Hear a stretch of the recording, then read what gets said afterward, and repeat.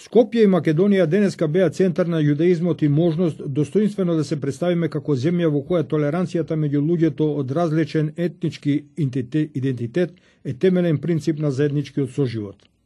Таквото хармонично секојдневие, како што е познато, беше сурово прекинато на 11 март 1943 година, кога во тогашниот скопски монопол беа затворени над 13.000 евреи собрани од бугарските фашистички окупатори, а потоа со 3 железнички композиции составени од вагони за транспорт на добиток беа транспортирани во концентрациониот логор Треблинка во окупирана Полска, од каде никој не се врати. Сите беа задушени, а потоа спалени.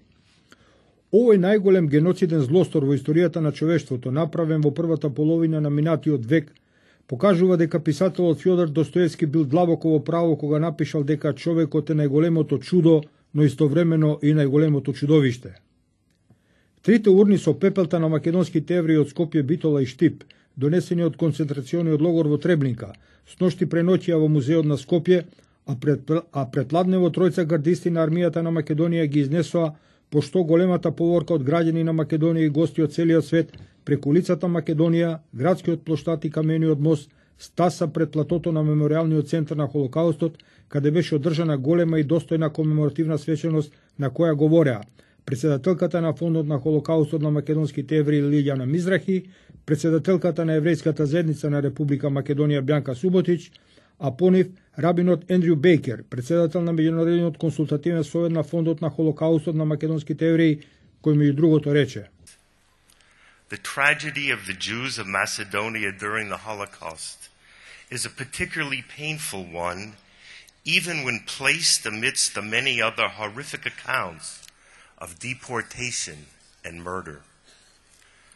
Uprooted by Bulgarian gendarmes from their homes virtually overnight, their assets seized, they were handed over to the Nazis, who took them overland and by ship to Treblinka and near certain and immediate death. Заменик премиерот на Израел Моше Јаалон ја изрази почита за Македонија како единствена земја во светот која на ваков начин ги обештети незините граѓани од еврејско етничко потекло, но алармантно предупреди дека антисемитизмот не е завршен со Холокаустот, туку е се уште присутен особено во земјите на Европската Унија, како Данска, Холандија, Франција. Тој особено се задржа на опасностите што се актуелни на Блискиот Исток и пошироко. In this event, we perpetuate the proud Jewish community of Macedonia that was almost completely destroyed during the Bulgarian occupation, leaving an exceptionally low number of survivors. This low number may be referred to as horrific statistics, causing Macedonia to be one of the countries with the lowest number of survivors in Europe, with a tragic number of around 2%. Последен говорник на оваа комеморативна церемонија беше председателот на владата на Македонија Никола Груевски, кој повтори неколку веќе кажани констатации од претходните говорници, при што посочи два цитата од двајца видни евреи, Шимон Визентал и Ели Визел. Повеќето присутни на церемонијата забележаа дека сите претходни говорници недвосмислено нагласија дека единствени виновници за депортацијата и екзекуцијата на македонските евреи се бугарските фашистички власти во текот на Втората светска војна, додека премиерот на владата на Македонија тој факт го премолчи. Потоа беше одржана еврејска молитва за мртвите Кадиш и Ел Рахамим, пошто трите урни со пепелта на македонските евреи од гардистите на армијата на Македонија беа внесени во меморијалниот центар на Холокаустот, каде ќе биде нивното вечно почивалиште. Постановката на музеот се состои од постојан дел што се наоѓа во приземјето и привремена постановка на првиот и вториот кат, која е мобилна и треба да ги обиколи Европа, САД, Чиле и Израел.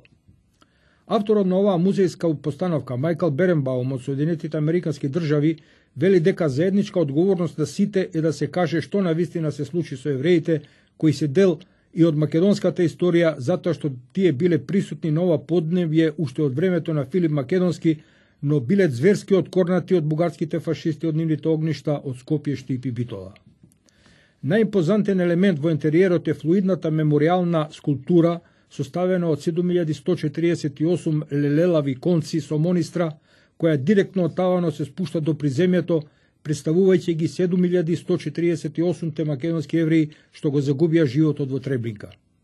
На самиот влез пак стои неправилна метална скулптура, која представува човечки силуети кои држат рамки на кои се со дигитална проекција се прикажани ликовите на евреите погубени во логорот на смртта. Во некои од рамките има огледала, при што погледнувањето во нив се соочувате со сопствениот лик. Некои од рамките пак се празни, така што низ нив можете да го видите лицето на оној што стои наспроти вас. Еден од најмоćните артефакти со кои располага мемориалниот музеј и автентичниот вагон со кој евреите биле пренесувани до Треблинка. Тој е многу силен по своето значење затоа што во такви вагони тие луѓе биле товарени и третирани како стока. 6 дена патувале затворени без храна и принудени да вршат нужда во вагонот. Кога пристигнувале во Треблинка, биле екзекутирани за само 2 часа.